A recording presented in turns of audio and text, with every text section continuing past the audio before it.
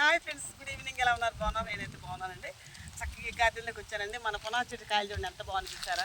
చక్కగా చట్నీకి పప్పులోకి అన్నీ చాలా బాగుంటాయండి. పండు కూడా భలే టేస్టీ ఉంటాయండి.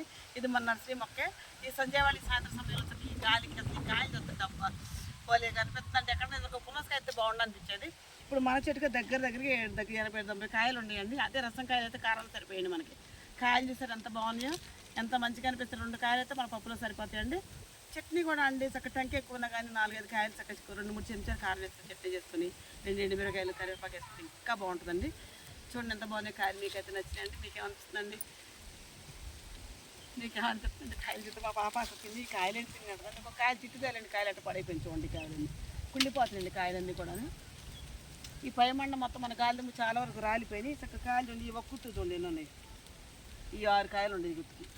ఈ గుత్తులు చూడండి ఎన్ని ఉన్నాయి. ఇవ్వండి ఇవన్నీ కాయలే. ఈ గుత్తి మొత్తం కాయలే. మీకు నచ్చినాయండి కాయలన్నీ?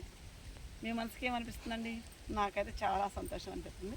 మీ మనసుకి ఏమనిపిస్తుందో నాకైతే తెలియదండి. మీకు అట్లా నచ్చితే నాకు మెసేజ్ ద్వారా కానీ కామెంట్లు కానీ పెట్టండి. మీకు నచ్చితే నాకు ఒక లైక్ ఇవ్వండి. Please subscribe.